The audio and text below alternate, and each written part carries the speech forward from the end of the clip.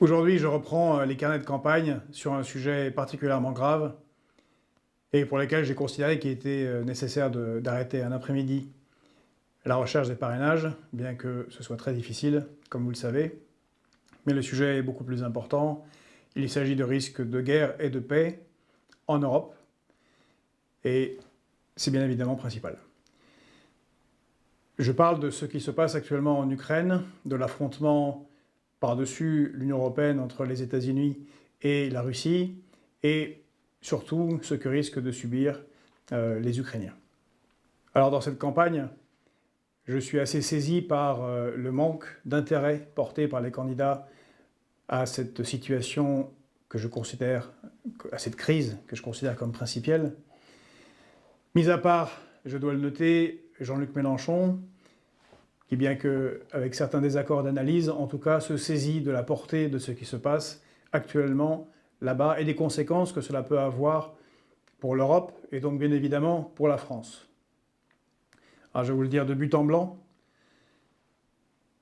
je pense, je peux bien sûr me tromper, mais que la Russie a décidé de se saisir d'une manière ou d'une autre, a priori plutôt comme en 2014 de la Crimée, a décidé de se saisir des deux républiques indépendantistes d'Ukraine.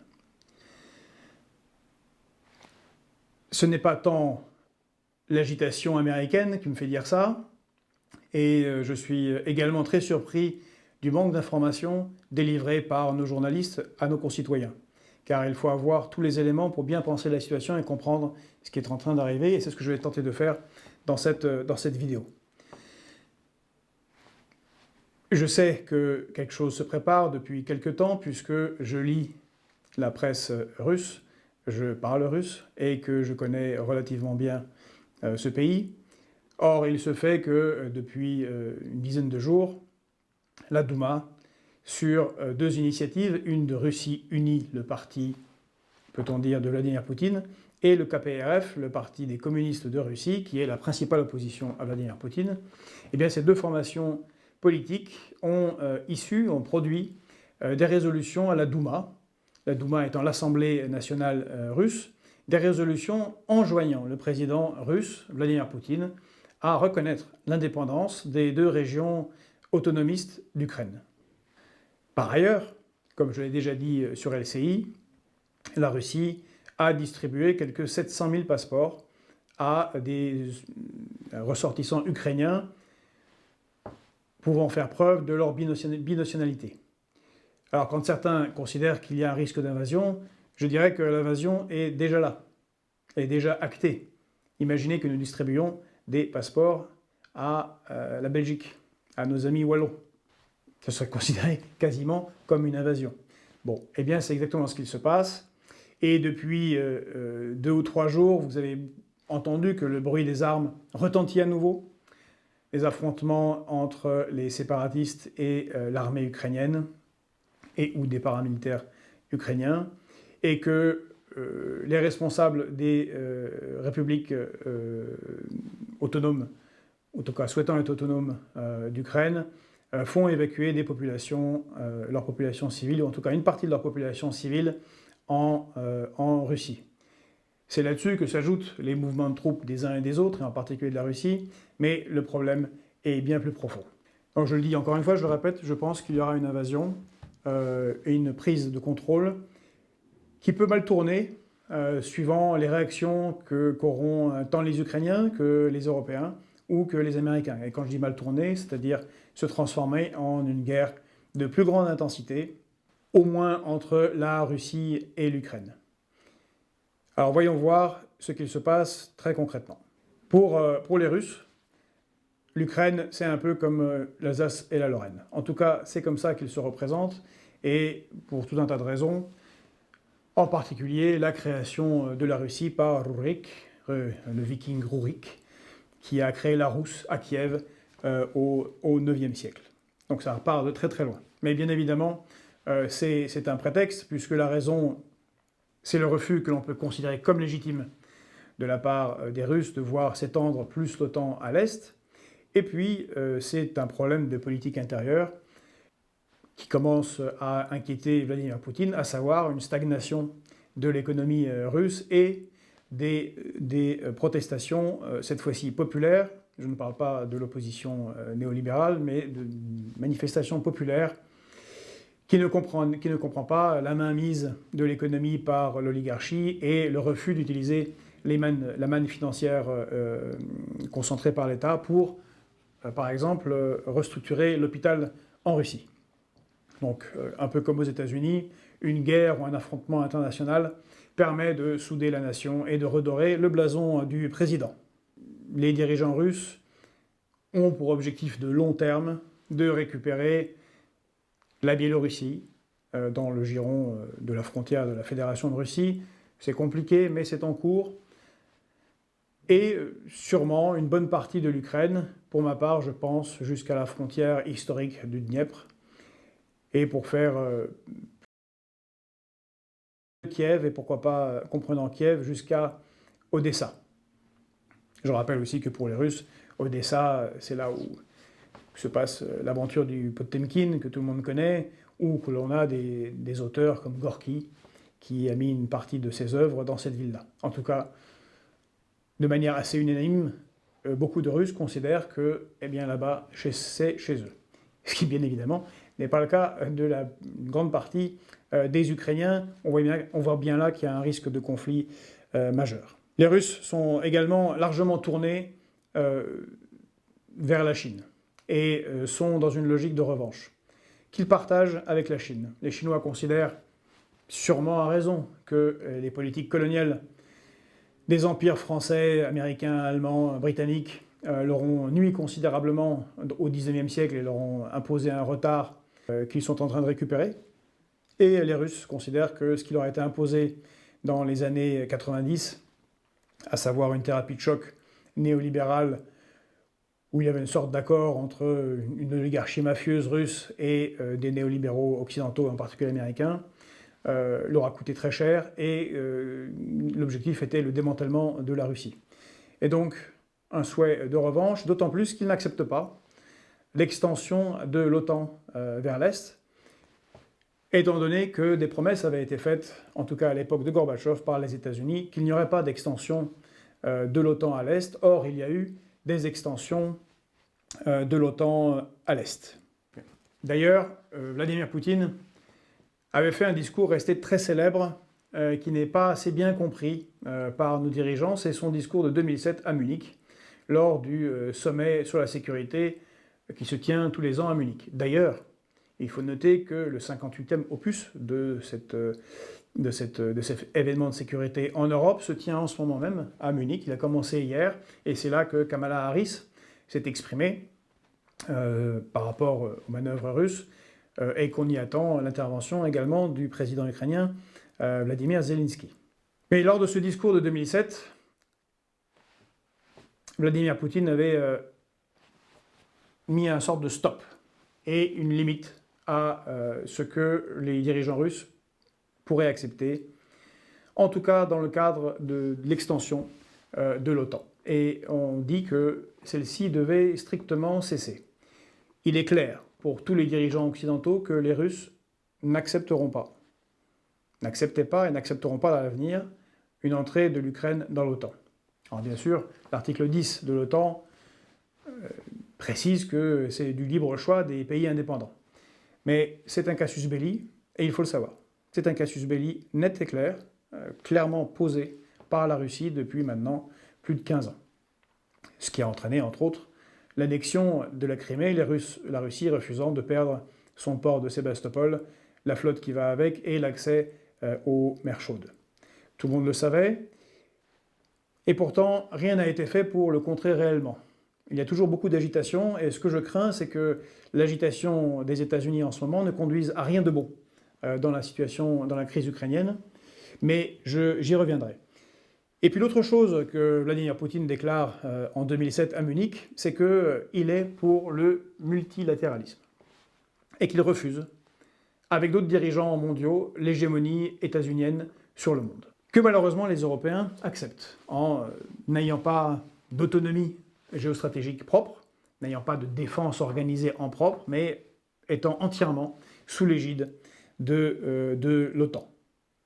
Un des autres problèmes pour les Russes, c'est ce qui a été décidé sous l'administration Barack Obama, à savoir le déploiement du bouclier antimissile, que notre précédent président, François Hollande, avait ratifié pour la France lors de sa première sortie internationale le 20 mai 2012 à Chicago, au sommet des chefs d'État de l'OTAN. Et c'est quoi ce bouclier antimissile? Officiellement, c'est un bouclier visant à protéger l'Europe de tirs de missiles balistiques intercontinentaux de la part de l'Iran. Sauf que les Russes l'ont très très mal pris et on peut difficilement ne pas les comprendre. En effet, les batteries antimissiles sont déployées en Pologne et en Roumanie et les radars de détection en Tchéquie, ce qui donne plutôt une orientation des missiles et de tout ce système orienté vers la Russie plutôt que vers l'Iran.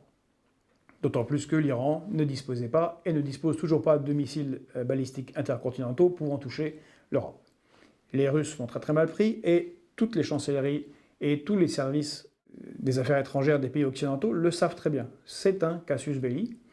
Il se fait que j'ai rencontré à Moscou, à l'époque où je m'occupais des affaires internationales pour la France Insoumise, j'ai rencontré avec Jean-Luc Mélenchon, le numéro 2 des affaires étrangères russes, M. Grushko, lequel avait clairement dit que c'était le cœur du problème de sécurité avec les Occidentaux, et que tant qu'il ne serait pas résolu, nous entrions dans une phase extrêmement instable de sécurité au niveau mondial.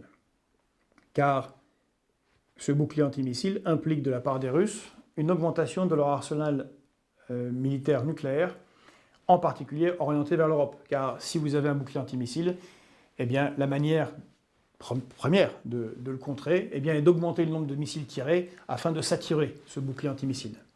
Donc ce qui s'est joué en 2012, eh bien, c'est une relance de la course aux armements.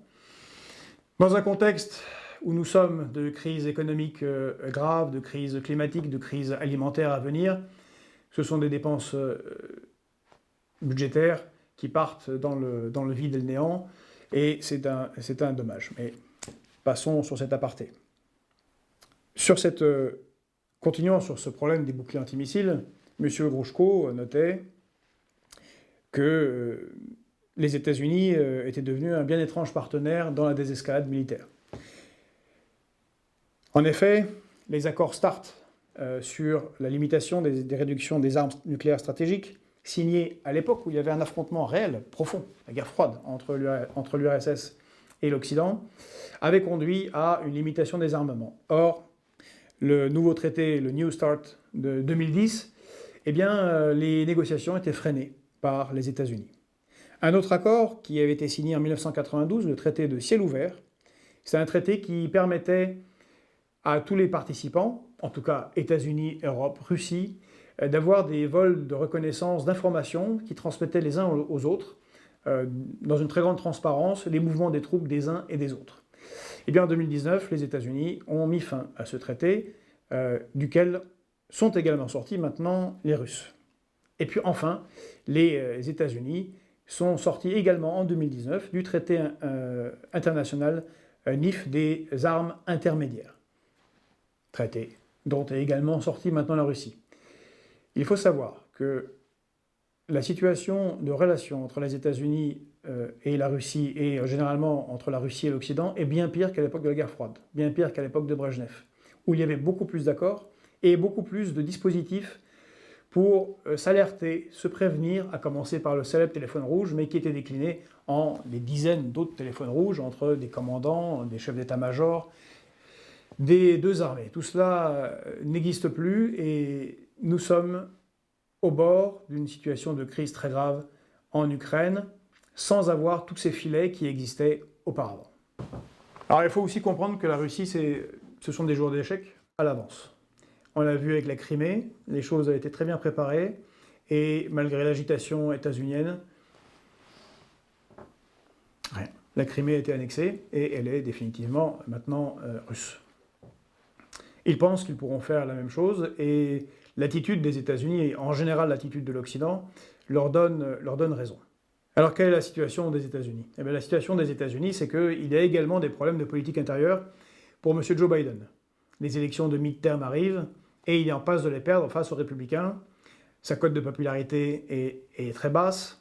On brocarde, en tout cas les Trumpistes réussissent à faire passer beaucoup d'éléments de communication sur son vieil âge et sur son incapacité à tenir le coup. Il y a eu la déculottée dont le pauvre Joe Biden n'est pas le seul responsable, mais elle est tombée sur lui, la déculottée en Afghanistan après 20 ans de guerre, ce qui a signifié au monde que des combattants djihadistes élevant des chèvres dans des montagnes, avec très peu d'armement, peuvent défaire la première puissance militaire mondiale. Ça a été un choc pour les États-Unis, c'est un choc toujours aux États-Unis, et Joe Biden, comme les États-Unis, doivent redorer leur blason. Aux États-Unis, alors qu'il y a un redéploiement depuis Barack Obama bien connu vers la zone Indo-Pacifique, en particulier pour contrer les velléités internationales de la Chine, il y a également une vieille ligne néoconservatrice incarnée par le très célèbre Zbigniew Brzezinski, conseiller aux affaires étrangères des présidents des États-Unis depuis Jimmy Carter jusqu'à Barack Obama, qui voit dans la Russie l'ennemi stratégique numéro un. Et il y a une continuum de la politique états-unienne qui a entraîné l'Europe sur cette ligne-là, qui est bien tragique d'ailleurs, puisqu'il y avait une fenêtre de tir dans les années 90 pour réussir à amener la Russie dans le giron européen. La fenêtre de tir est passée, ça ne s'est pas fait, et nous sommes bien plus maintenant inscrits dans des logiques de conflictualité qui correspondent au désir de ces néoconservateurs. Contrairement à ce que l'on a pu croire, ces néoconservateurs ont agi de manière tout à fait identique sous la période de la présidence de Donald Trump. J'en veux pour preuve le déplacement de Mike Pompeo, ministre des Affaires étrangères des États-Unis sous Trump, à Minsk, où il a obtenu de Loukachenko la construction de la plus grande ambassade américaine en Europe, ce qui a valu à Loukachenko les déboires et le lâchage un petit peu de la part de la Russie pour lui montrer que c'était tout à fait inacceptable. Il y a eu également les négociations de vente de gaz de schiste liquéfié à la Pologne, également négociées par Mike Pompeo à la Pologne. Pologne ne s'alimentant plus en gaz naturel russe. Mais il y a eu aussi énormément de manœuvres militaires. J'en veux pour preuve, alors je vais en donner quelques-unes, mais qui sont vues du côté russe comme des manœuvres de guerre. Ils en font eux-mêmes. Donc je vais les relire parce que je ne les connais pas toutes par cœur, mais en 2017, c'était Sabre Gordon, déplacement, le sabre gardien, le déplacement de plusieurs milliers de militaires américains et de dizaines de milliers de militaires des pays d'Europe de l'Est pour contrer une offensive venant de l'Est, bien évidemment de Russie. Et puis en 2018, ce sera Sabre Strike, la frappe du sabre. Ce sera plus au nord cette fois-ci, du côté de la Pologne et des pays baltes. Et puis sûrement la plus grande opération depuis la guerre froide qui s'appelle Trident Juncture 2018, la jonction du Trident 2018. 50 000 hommes, 31 pays, déployés entre la Norvège et la Hongrie, avec des centaines d'avions de combat, plusieurs milliers de véhicules qui ont été débarqués des États-Unis dans les ports d'Allemagne et qui se sont déplacés vers les pays de l'Est. D'ailleurs, la défense européenne étant totalement peu indépendante, c'est là qu'ont été déclenchées des procédures pour améliorer les routes, les infrastructures et les ponts entre l'Europe de l'Ouest et l'Europe de l'Est afin de pouvoir transporter du matériel lourd, ce qui n'était pas le cas à ce moment-là, puisque beaucoup de ces véhicules lourds de l'OTAN se sont embourbés dans les marais de Pologne. Et puis ça a été en 2019, CMX 2019, à savoir un exercice de réaction politico-militaire à une invasion de l'Est. Et puis en 2020, c'était Europe Defender 2020, qui devait être une vaste opération de près de 40 000 combattants, incluant évidemment les États-Unis, qui a été réduite à une manœuvre à 9000 combattants en raison tout simplement de la Covid. Et puis il y en a une autre en 2021 qui était Steadfast Defender, pareillement dont la voilure était réduite, mais toujours pour contrer ou se préparer à une offensive avec la Russie. Le fait est que les États-Unis, je ne sais pas s'ils voient les manœuvres russes, mais en tout cas ils voient très bien ce qui se passe en Russie. Vous avez la Douma qui décide de reconnaître l'indépendance des républiques indépendantistes de l'Est de l'Ukraine, c'est-à-dire un scénario à la Crimée. Alors, une fois que l'indépendance est reconnue, est organisé un référendum d'adhésion à la Russie et Vladimir Poutine reçoit tout le monde au Kremlin et hop, voilà, c'est intégré à la Russie. Or, malgré toutes ces manœuvres, malgré des forces militaires considérables, on a parlé de 150 000 soldats russes, mais la Russie, c'est 700 000 soldats. Il faut savoir que, au total, rien qu'en Ukraine, il y a 280 000 combattants militaires. En Pologne, c'est 100 000. En Hongrie, c'est 44 000. Il y a des milliers et des milliers de soldats des États-Unis déployés en Europe. L'Union européenne elle-même, c'est 1,5 million de soldats. Les États-Unis, c'est 1,5 million de soldats, dont 300 000 déployés à l'étranger. Nous pourrions, et puis le budget de la défense des États-Unis est la moitié de tous les budgets de défense du monde entier, donc sans compter ses alliés de l'OTAN, sans compter l'Arabie Saoudite, tout en commun, c'est 75% du budget militaire de la défense. A priori, ça semble indestructible. Or, c'est tout le contraire qui apparaît. Et c'est l'image qu'en a le monde à l'international. La guerre en Irak, échec. Et sur cet échec se développe Daesh. Syrie, échec. Libye, échec. Maintenant, c'est la France qui se trouve dans une situation d'échec. Afghanistan, au Mali.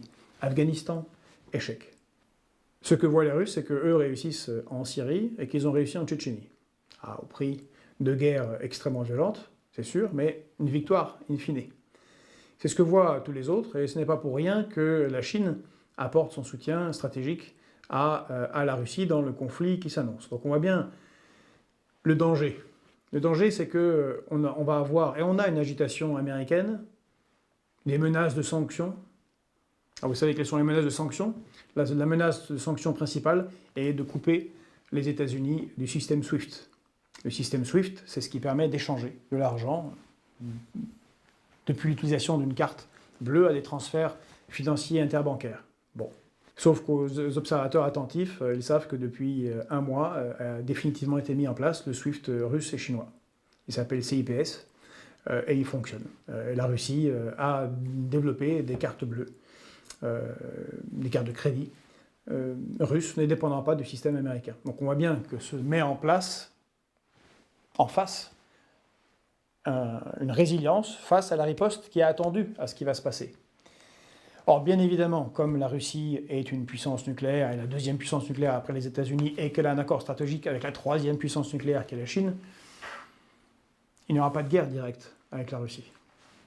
La seule guerre directe qui peut être menée, c'est par l'Ukraine. D'ailleurs, les États-Unis ont envoyé plusieurs centaines de véhicules blindés, en particulier des chars Abraham lourds, à l'Ukraine. En Ukraine, il y a également des nationalistes, des gens qui veulent en découdre. Fort heureusement, il semblerait que le président de l'Ukraine, M. Vladimir Zelensky, comprend bien que tout cela n'est pas très bon pour son pays et que tout le monde le lâchera en race campagne si d'aventure il y a une guerre. Et de toute façon, si d'aventure il y a une guerre, cette guerre se fera sur le territoire ukrainien. Et donc le peu qui a pu être construit depuis Maïdan, c'est-à-dire pas grand-chose car l'État ukrainien est relativement faible et toujours relativement corrompu, même s'il y a eu quelques évolutions, sera totalement balayé. Il comprend très bien que l'armée ukrainienne, aussi nombreuse soit-elle, a déjà du mal face aux républiques séparatistes d'Ukraine de l'Est, et même si elles sont fournies en matériel russe, et même s'il y a des forces spéciales russes, ce n'est quand même pas l'armée régulière russe. Si l'armée régulière russe devait entrer en action, je pense, peu de cas de l'Ukraine, et la Russie pourrait avancer beaucoup plus rapidement c'est sa volonté stratégique de contrôle de l'Ukraine et pousser pourquoi pas jusqu'au Dniepr, ou en tout cas intégrer la ville de Mariupol, puisqu'il y avait déjà un calcul dans ce sens en 2014, et rattacher, faire une continuité territoriale avec la Crimée. Alors voilà les enjeux, voilà les risques. Ils sont majeurs, à commencer pour l'Ukraine et donc les populations civiles d'Ukraine. Et nous dans tout ça. Et nous au sens large européen, et puis surtout nous français. Bon, ben nous sommes les nains dans cette histoire, et d'ailleurs personne ne s'intéresse réellement à ce que nous pensons ou voulons, vu que l'orientation stratégique générale de l'Union européenne est une vassalisation aux États-Unis. D'ailleurs, ça a été clairement dit par M. Le Drian, ministre des Affaires étrangères français, lorsqu'il a eu la rencontre des ministres des Affaires étrangères européens à Brest. Il a dit qu'il avait toute confiance pour la défense des intérêts européens par M. Blinken, qui est le ministre des Affaires étrangères américain. Bon. Emmanuel Macron est allé faire un tour en Russie. Vladimir Poutine l'a reçu avec beaucoup de mépris, sans aucun protocole. Il s'est mis dans une situation où la France a été ridiculisée, et d'ailleurs, Vladimir Poutine et les services diplomatiques russes ont dit que rien n'avait été décidé avec les Français, et que de toute façon, les Français comptaient fort peu dans cette affaire, et que tout se déciderait avec leurs partenaires états-uniens. L'Allemagne, elle, est très embarrassée, essaye de trouver une solution, mais comme vous le savez, Joe Biden a autorisé l'Allemagne, avant cette crise, à finaliser Nord Stream 2, c'est-à-dire l'apport par-dessus la tête des Ukrainiens et des Polonais du gaz naturel russe directement à la Pologne, qui en a un besoin considérable, en particulier pour ses industries, car la date finale de fermeture des centrales nucléaires allemandes approche, et qu'une éventuelle coupure de cet apport en gaz serait très très très compliquée, car c'est une autre arme dont dispose la Russie. C'est tout simplement de décréter, dans un contexte d'augmentation sévère du cours des hydrocarbures, eh bien que l'Ukraine paiera le prix exact de son apport pour elle en gaz, ou peut même décider de couper l'approvisionnement en gaz, puisque le gros du gaz russe est envoyé maintenant en Chine, vu que c'est avec la Chine que sont noués les partenariats stratégiques entre Russie et Chine. Et donc qu'est-ce que ça veut dire? Ça veut dire que les accords commerciaux bénéfiques aux États-Unis vont se transformer en cauchemar, car alimenter 37 millions d'Ukrainiens et l'industrie allemande en gaz, même en gaz de schiste produit aux États-Unis, va devenir très très très compliqué. Et on va se retrouver dans des situations de pénurie grave. Si jamais, encore une fois, l'escalade va à ses plus extrêmes conséquences, mais il faut bien l'avoir en tête, et c'est vers ça qu'on peut se diriger. La France ne sert à rien dans cette discussion, car, comme je l'ai dit, nous sommes inféodés. Alors qu'est-ce qu'il faudrait? Il faudrait que la France soit une nation pivot. C'est pour ça que je défends la sortie du commandement intégré de l'OTAN et un retour à une diplomatie gaullienne. C'est-à-dire une diplomatie qui fait de la France une nation pivot dans le monde, œuvrant pour la paix et défendant ses intérêts en propre. Alors souvent on nous dit « mais la France ne peut pas ». Si, la France peut, justement. Parce que la France a cette particularité qu'elle est la 5e puissance mondiale, incluant le militaire. Elle est la 7e économiquement, mais 5e mondiale. Oui, la France a des capacités nucléaires. La France est une des grandes puissances militaires nucléaires mondiales. Et la France a un siège au Conseil permanent de sécurité de l'ONU. Ce qui lui donne un rôle particulier, un statut particulier qu'elle peut jouer. Et on a vu, tant qu'elle n'était pas encore entrée, comme l'a fait entrer le président Nicolas Sarkozy dans le commandement intégré de l'OTAN, qu'elle avait une voix sur la scène internationale. C'était en 2003, ce fut le chant du cygne de la diplomatie française, mais à ce moment-là, les Français avaient pu dire non aux États-Unis et à cette guerre qui s'est avérée parfaitement catastrophique. M. Jacques Chirac et Dominique de Villepin avaient parfaitement raison d'adopter cette ligne pour la France, et cela avait valu un grand renom, une grande force au niveau diplomatique. C'est vers cela que l'on doit tendre, et avoir une France qui pense le temps long, également en géopolitique, Et cette France-là, si moi j'étais président, ou qu'un autre président qui ait conscience des enjeux qui se jouent devrait mener à bien, eh bien c'est la mise en place de cette grande conférence sur la paix en Europe, ou au moins cette grande conférence sur la paix et la sécurité en Europe, entre la Russie et tous les partenaires européens. Bien évidemment en incluant nos amis des États-Unis. Et de décider quelles sont les frontières intangibles, qu'est-ce qui doit être assuré comme sécurité, quelles sont les lignes rouges des uns et des autres, et de faire ce qui aurait dû être fait après la chute de l'URSS, mais qui n'a malheureusement jamais été fait, et dont on voit les conséquences, parce que beaucoup d'instabilités en termes de sécurité ont été accumulées. Fort de toutes ces informations, il faudra que chacun se détermine, en son fort intérieur, de quelle devra être l'attitude de la France si la Russie allait jusqu'au bout de cet objectif que je pense être le sien.